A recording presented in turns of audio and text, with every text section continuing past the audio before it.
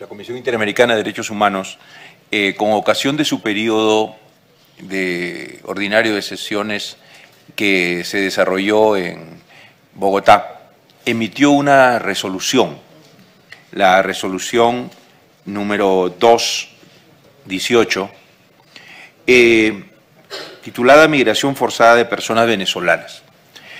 En esta extensa resolución, que no voy a referir, ya se planteaba desde un inicio la visión de la Comisión sobre este tema, que tenía que ser abordado desde una dimensión regional y con una conducta, digamos así, de los Estados que pusiera por delante no solo la solidaridad, sino el deber de brindar atención y adecuada recepción a las personas, a los más de 2 millones y pico de personas que han salido y seguirán seguramente saliendo, porque no todos salen formalmente ni se les puede registrar formalmente, de Venezuela por la situación política, económica, social, pero además de esta vulneración directa a derechos humanos vinculados con persecución política o libertad, el tema humanitario. Y se planteaba también que este tratamiento regional de los Estados tenía que ser concertado para que hubieran respuestas más o menos similares, previsibles, y que las personas que salían del país debían tener la condición de refugiados. Cada país ha tenido su particularidad y, como se ha dicho acá también, yo diría hay momentos, ¿no? La magnitud de este fenómeno ha hecho que en determinado momento algunos países quieran limitar un poco el acceso, como por ejemplo, sabiendo que una gran cantidad de personas que han salido de Venezuela no tienen pasaporte y que ellos mismos han denunciado que hay tráfico, además de la dificultad para obtenerlo, tráfico, cobros excesivos para conseguirlos, pero la mayoría de personas no han llegado, quizás los primeros con pasaporte, pero algunos ni siquiera con documento de identidad confiable. Entonces, claro, imponer este requisito es la respuesta un poco del Estado de decir vamos a limitar la entrada de personas. Esta es una conducta, claro, ustedes, como es natural, nos traen, nos describen la problemática y plantean los problemas y claro, en verdad quienes tienen que resolverlos son los Estados, ¿no?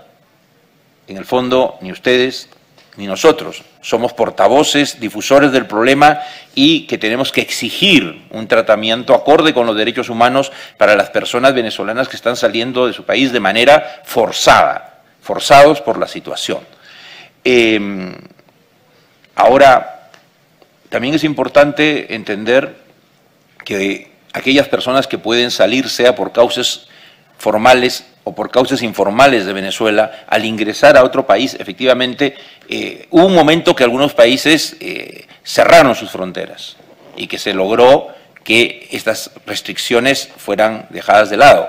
Pero claro, el volumen de este fenómeno hace que hay que buscar respuestas ya dentro del país receptor, porque ¿de qué sirve para esa persona que salga de su país en búsqueda de posibilidades de subsistencia, de trabajo, si llega a un país extranjero y tiene o una condición irregular, como acá se ha dicho, o no se le permite formalmente trabajar porque de qué va a vivir? Y tampoco va a haber trabajo para todos, no nos engañemos, ¿no? Y llega un momento que la cosa colapsa y el acceso a atención por parte de organismos internacionales sobre temas de salud, niñez, y todo tipo de atenciones, y de los sistemas nacionales, casualmente, para que tengan acceso a salud y otro tipo de prestaciones. Entonces, el tema es muy complejo. Creo que se ha logrado visibilizar el problema. Probablemente al Estado de Venezuela es uno de los interesados en que más gente siga saliendo, así se alivia de algunos de sus problemas sociales internos, pero bueno, ya nos han dicho ayer que 3.000 han regresado de 2 millones, bueno, ojalá a este ritmo, tal vez en unos 40 años. Pero el problema sí es reafirmar, y con eso termino, y ser vigilantes, ustedes como lo vienen haciendo como organizaciones y nosotros como comisión, respecto a la conducta de los Estados, ¿no? esta condición de refugio, esta asistencia y acceso a servicios, este principio de no devolución y campañas para que no haya estigmatización y xenofobia, porque ya en muchos de nuestros países eso ocurre, porque con nuestros países donde no siempre pues sobra el trabajo, la competencia con estos migrantes viene generando discursos xenófobos, estigmatizadores, con una, digamos así, una crueldad y una indolencia impropia, porque si América Latina ha conocido de algo, ha sido de poblaciones que salieron de sus países por dictaduras, por violaciones masivas de derechos humanos, pero ahora además por crisis económica y social. Entonces yo creo que hay que estar vigilantes y dando seguimiento a los estados y exigiendo en cada caso, en cada país, pero el ideal es la adopción, incluso a nivel de la OEA y con instancias también como el Grupo de Lima, de decisiones y políticas uniformes de tratamiento a estas personas. Gracias, comisionado. La comisionada Flavia. Muchas gracias. Nuestro reconocimiento por el labor, por la, yo diría, la extrema relevancia do que con tanta precisión y documentación pueden submeter a nosotros de la comisión. Porque no, la sociedad civil aquí representada trabaja en el terreno, en el campo, con la concretud, con la cotidianidad del dolor, de los desafíos desta crisis multifacetada, humanitária, política, econômica, direitos humanos. Eu tenho três reflexiones. La primera es que desde la comisión el tema de refugio y de la migración forzada hay que tener el enfoque de derechos humanos porque la migración forzada, el refugio por sí só simbolizam fuerte padrão de violação de direitos humanos. Só há refúgio, só há desplazamento porque direitos humanos foram gravemente afetados em alguma geografia. E aí há que mirar o grau de violação de direitos humanos antes, durante e depois desse processo. Então, eu penso que aqui temos atores essenciais para nos dar a mirada adequada deste processo complexo. Mi segunda reflexión tiene que ver con los padrones discriminatorios con relación a los grupos afectados. Las mujeres que son víctimas de trata, de tráfico, violencia sexual. Yo me quedé muy preocupada con este número de Colombia de las 15.000 niñas y niños apátridas en esta situación. La población, las personas LGBTI, e outras categorias, eu penso que aí cabe à sociedade civil no visibilizar estas vozes, estas pessoas, esses grupos, que, además de sofrerem a violência genérica, sofrem padrão, que eu diria, acentuado, agravado de discriminação múltipla. Então, aí, apelo da comissão para a documentação dessas violações, porque o que temos aqui, neste momento, será uma mirada regional. De Colômbia, escutamos, eu penso de outros países também, tratar de compreender este mosaico para, como o comissionado Iguiguren, relator país para a Venezuela, de forma muito clara, sustenia, ter respostas articuladas, coordenadas em el marco de la responsabilidade compartilhada, la solidariedade internacional e, claro, os estándares de direito internacional de los direitos humanos, os estándares interamericanos, pero também del direito internacional de refugiados. E há princípios básicos como de la no devolução, o princípio de la informalidade. Não se pode demandar de uma pessoa em grau de desespero que tenha todos os papeles, que tenha... Ou seja, isto é princípio básico do direito internacional de los refugiados e, además, a Declaração de Cartagena de 1984, que amplia, desde a perspectiva regional, o conceito mais tradicional de la Convenção de 51 do Estatuto de Refugiados, que é mais cerrada.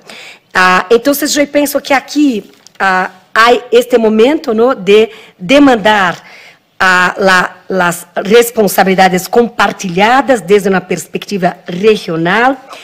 Y nosotras en la comisión, como el comisionado destacó, adoptamos la resolución sobre migración forzada de personas, aclarando las obligaciones jurídicas de los estados antes, durante y después del desplazamiento.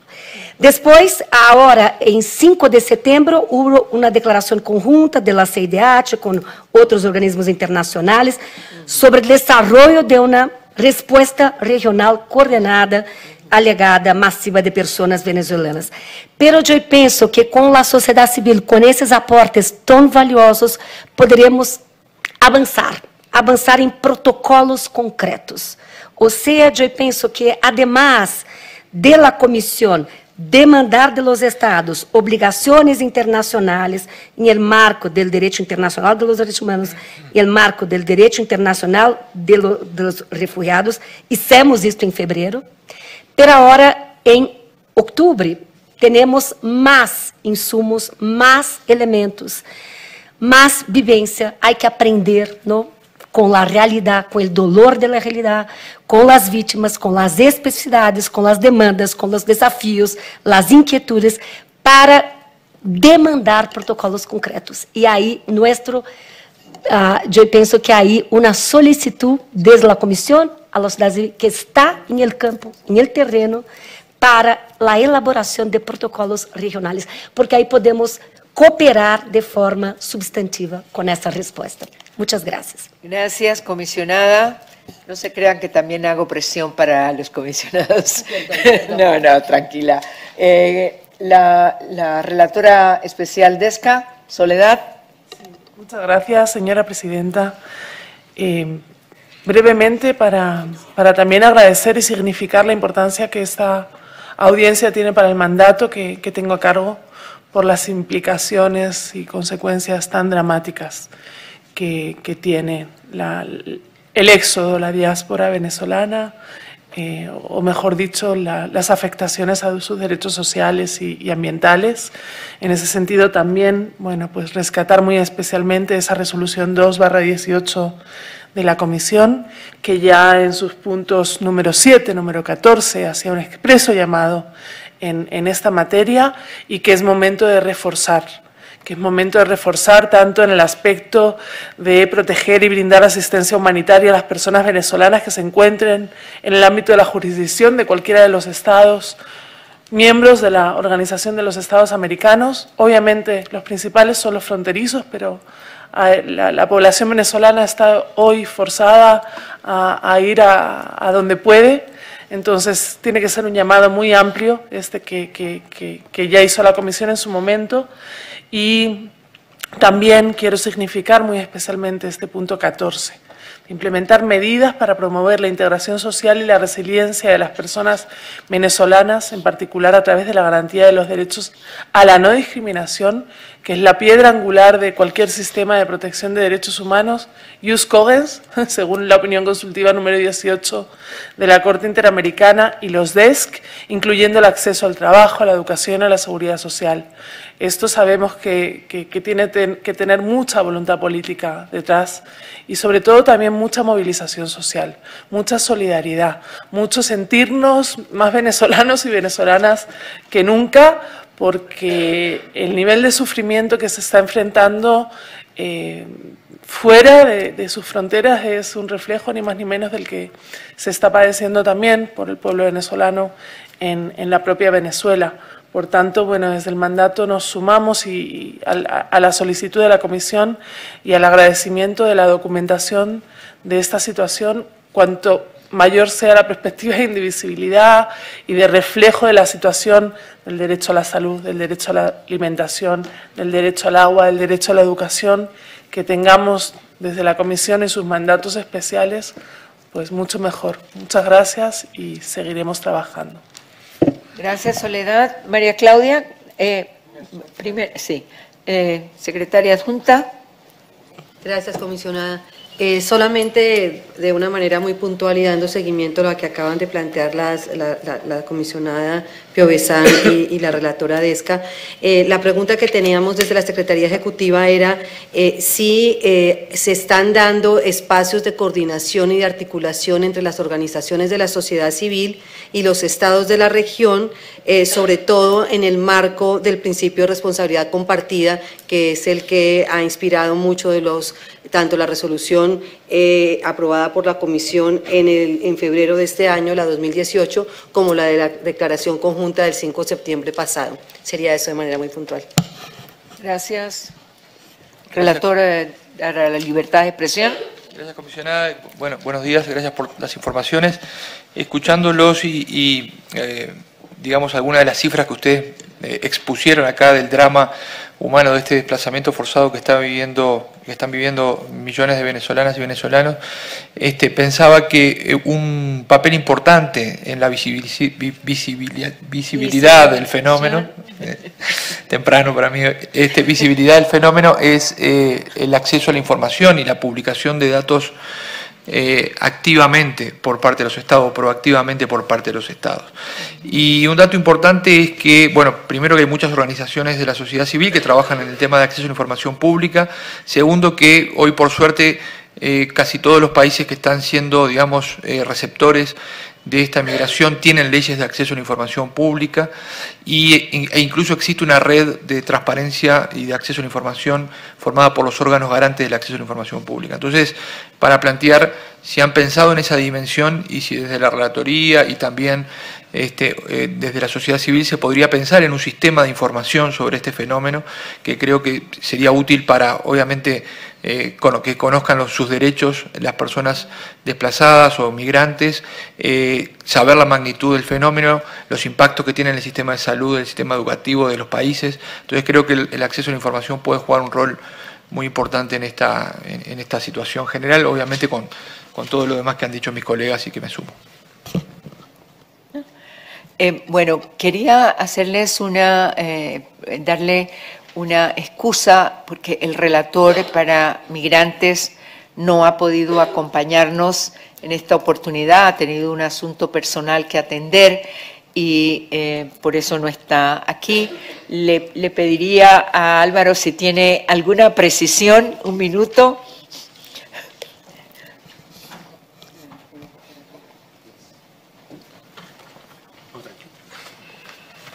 Uy, cuidado. No, muchísimas gracias por la información.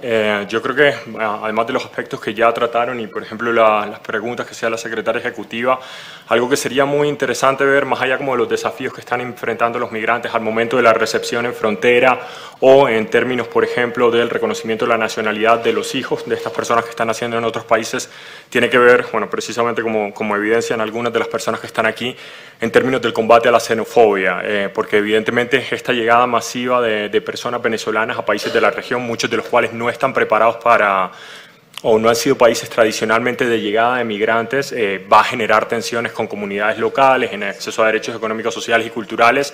Y es importante también, a la vez que se desarrollan estrategias para garantizar la llegada de esas personas, la integración de esas personas, también para prevenir la xenofobia, sobre todo en lugares o en zonas fronterizas que suelen ser zonas alejadas y con poco acceso a recursos económicos, y esta llegada de población generan mayores tensiones con la población local. Entonces, desde las organizaciones de sociedad civil, ¿qué vienen haciendo en términos de estrategias de lucha contra la xenofobia y la discriminación, que es algo que casi siempre se deja al final, y qué articulaciones también están haciendo con los estados, como señalaba la doctora Pulido, para generar estrategias regionales para la prevención de la xenofobia y la discriminación? Gracias. Gracias. Yo solo voy a precisar y comparto las posiciones que han expresado mis colegas, todo el apoyo técnico. Sí, para la relatoría de los derechos de niñez, a mí me gustaría tener una información muy precisa, muy puntual, porque con las organizaciones de la sociedad civil en materia de derechos de niñez, ya el movimiento, por ejemplo, mundial de América Latina y el Caribe para la infancia, estamos proponiendo un evento regional para convocar a los estados y abordar precisamente lo que representa para miles de niños que están en este riesgo de no tener nacionalidad, de no tener identidad propiamente. Entonces, me gustaría tener esa información y también solicitarles el apoyo para esta convocatoria por parte de las organizaciones de ustedes, ¿no? Le vamos a dar ahora los 20 minutos para 22. Bueno, dice que no puedo, pero ve cómo es el asunto pero como yo mando, no hay problema. Son 22 minutos. Empezamos inmediatamente. Buenos días, Luis Francisco Cabeza, representante de la organización Convite.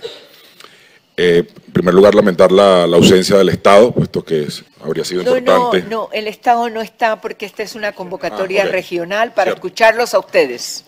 Tenemos que llamar a todos los estados. Así es. La aluvional migración forzada de venezolanos no es un asunto exclusivo de jóvenes y adultos, sino también de personas mayores. Actualmente se tiene conocimiento de al menos de 12.000 personas de 60 años y más que han abandonado el país en los últimos 5 años.